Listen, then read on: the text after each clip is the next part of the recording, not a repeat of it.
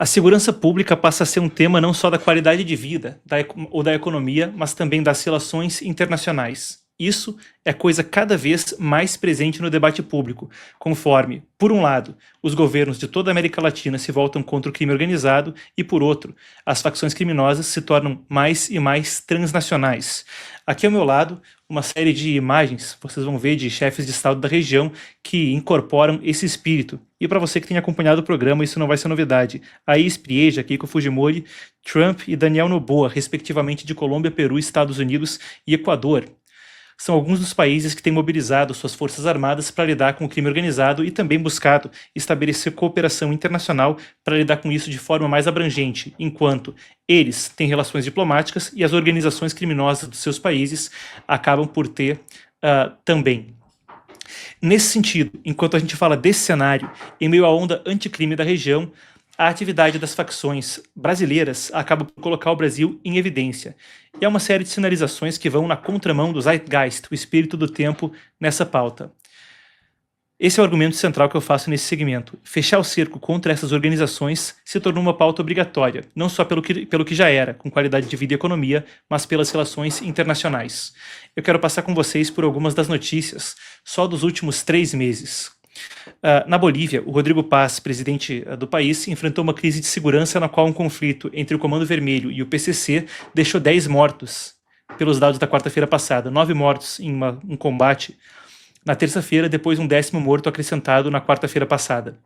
Aqui a gente tem uma das autoridades do país falando a respeito do assunto. O Comando Vermelho e o PCC hoje dia estão peleando corredor por el cual los narcotraficantes sacan droga hacia el exterior. Esto no va a quedar así. Esto lo vamos a combatir. Pois é, e aqui estão as imagens do lado deles a combater, deles combatendo, com o exército peruano, o exército boliviano mobilizado aí. Algumas das imagens da semana passada. Um conflito que não era de grupos criminosos da Bolívia, mas de grupos criminosos brasileiros. Vale a pena acrescentar até que se falou sobre a Polícia Federal estabelecer um escritório permanente em La Paz para compartilhamento de inteligência e para tentar fazer algo a respeito do assunto. Aí se vê então, as imagens são interessantes, né? As Forças Armadas da Bolívia mobilizadas. Tem até uma imagem que eu quero colocar na tela, para mostrar a que grau isso chegou. Quando houve os protestos em massa na Bolívia, mais cedo nesse ano, se viu em dado momento, em uma ponte, pendurada uma faixa que falava sobre Evo, e dizia aí, Evo fala que é a DEA ou somos nós, cumpra sua promessa, com uma assinatura do PCC, Evo Morales, o ex-presidente de extrema esquerda da Bolívia, que havia incentivado os protestos que paralisaram o país. A DEA é o Drug Enforcement Administration, o órgão que combate o crime organizado e o narcotráfico dos Estados Unidos. E havia um atrito quanto a se a DEA saía ou ficava na Bolívia. Evo havia cessado cooperação em grande escala e depois Rodrigo Paz parecia trazer de volta a cooperação com a DEA. Ora, pedindo a um ex-presidente que liderava protestos que paralisavam o país para que a Drug Enforcement Administration não estivesse presente, assinado com uma organização, com o PCC, pedindo para cumprir promessa, um negócio que ficou confuso, mas mostrou um laço muito esquisito. Isso foi só há meses atrás, ali na Bolívia, onde teve esse conflito notório. Mas não foi o único, tá? Aqui também uma reportagem sobre a Operação Hawala, na Tríplice Fronteira. Enquanto a manchete fala de lavagem de dinheiro, sem falar especificamente de questão internacional, aí se falava de tríplice fronteira entre Argentina, Paraguai e Brasil, lá em Foz do Iguaçu, falando de um esquema que envolvia até laços entre as facções brasileiras e gente ligada à Al-Qaeda, a mesma organização lá do Osama Bin Laden, do 11 de setembro.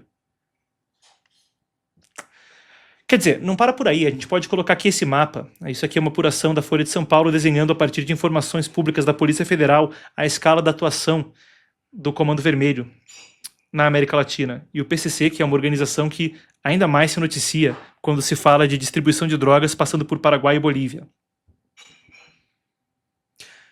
Como eu disse, não para por aí. A gente pode listar ainda na base de dados da Polícia Federal integrantes em países pelo mundo, incluindo França, Espanha e Portugal. Portugal é o país que mais tem na Europa, mas quando se fala da Ndrangheta e das máfias italianas, isso aí também é coisa bem documentada.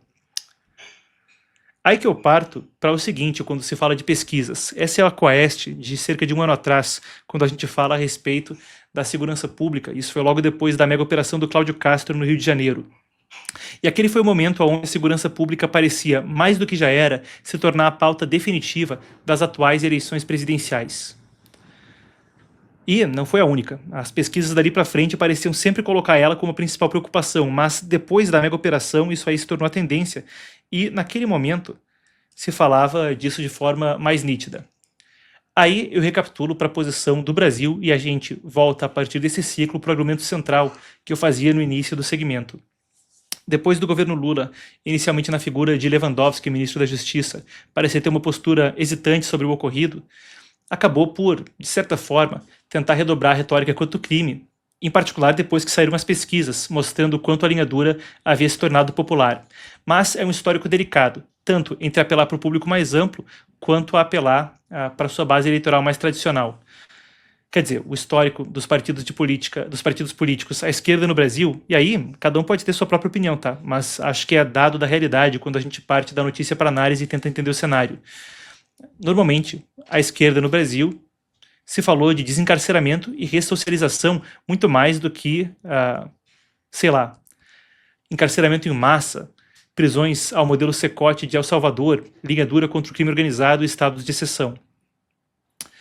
Entretanto, agora passa a ser uma questão que qualquer candidato tenta abordar, inclusive os que tradicionalmente não falavam disso e até faziam o discurso oposto. A pauta foi, como eu dizia, de uma preocupação de qualidade de vida a uma preocupação econômica e agora a uma preocupação internacional, porque afeta a diplomacia do Brasil com seus países vizinhos. E, conforme a onda anticrime toma a região com os líderes, entre outros, que apareceram no início do segmento naquela imagem, podemos até colocar de volta na tela, Daniel, Noboa, Keiko Fujimori, porque ele é a referência quando se fala do assunto, as iniciativas de Trump como escudo das Américas, passa a ser assunto obrigatório para a classe política, não só devido ao eleitor, mas devido à vizinhança. A gente não viu, por exemplo, Trump designar o Comando Vermelho e o PCC como organizações terroristas estrangeiras, medidas que Paraguai e Argentina apoiaram. Agora resta saber se esse endurecimento contra o crime, que é ensaiado por toda a classe política, vai de fato ir para frente pelos candidatos a substituir o atual governo ou pelo próprio governo.